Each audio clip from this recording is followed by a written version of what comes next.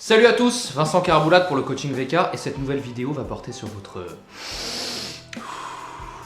respiration. Le commun des mortels respire mal et si je vous demande de prendre une profonde inspiration, il y a de fortes chances pour que vous me fassiez ceci.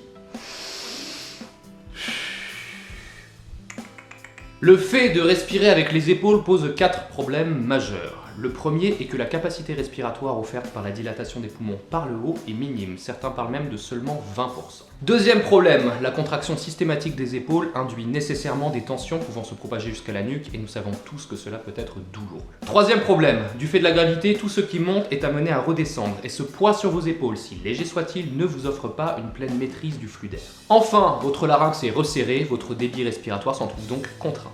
En cas de stress, la fréquence respiratoire augmente avec le débit de parole, la hauteur de la voix, les crispations et l'hyperventilation. A l'opposé, ou plutôt en bas, vous avez la bonne respiration, dite ventrale.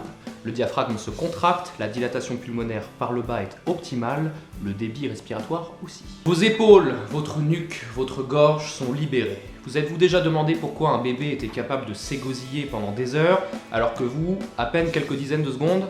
Vous avez maintenant la réponse. Nous respirons correctement à la naissance, mais c'est la vie, avec son lot de mauvaises habitudes et de contrariétés, qui déplace cette mécanique vers le ciel.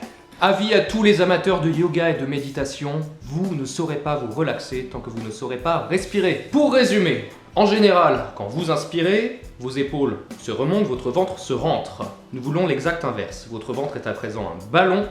Quand vous inspirez, il se gonfle, quand vous expirez, il se vide. Acquérir cette respiration ventrale peut prendre du temps, mais voici quelques conseils pour y arriver. Tout d'abord, inspirez par le nez, expirez par la bouche. Pas d'à-coup, vous voulez une respiration fluide.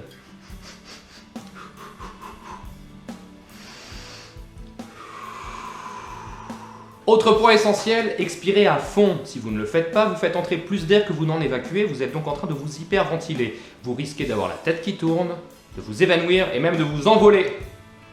Si. Maintenant, l'étape la plus difficile, ne bougez pas vos épaules. Relâchez-les totalement. S'il le faut, posez une main sur votre ventre afin de mieux vous rendre compte de vos mouvements. Commencez toujours par pousser votre main vers l'extérieur. Laissez l'air monter, mais dès que vos épaules s'y mettent aussi, arrêtez. En respirant de la sorte, au départ, vous n'allez pas pouvoir respirer aussi efficacement que vous le souhaitez, mais c'est normal, vous allez devoir éduquer votre diaphragme à amplifier l'élasticité de vos poumons. Répétez la manœuvre en essayant de gagner à chaque fois du terrain, un petit peu plus, gonflez le ventre plus vers l'extérieur, plus loin et plus vers le bas jusqu'au-dessus de l'aine. Sans vous cambrer, sinon ça ne sert à rien. Un exercice intéressant peut être de pratiquer cela allongé avec un livre ou n'importe quel objet moyennement lourd posé sur le ventre. Une fois cette mécanique maîtrisée, reposez-vous un moment, mais reprenez-la dès que possible, plusieurs fois dans les heures ou les jours qui suivent. La respiration est le mouvement le plus vital et le plus inconscient qui soit, vous n'allez donc pas le modifier en profondeur du premier coup. À défaut d'en faire un automatisme, il est important que vous soyez capable d'invoquer cette respiration ventrale quand des tensions psychiques ou physiques se font sentir. Vous vous rendrez compte qu'il est souvent facile de les limiter, voire de les neutraliser. Pour conclure, voici 2 exercices de sophrologie très utiles. Le premier consiste à appliquer un filtre à l'expiration en formant la consonne S. Ne forcez pas. Ne soyez pas non plus inaudible. Juste.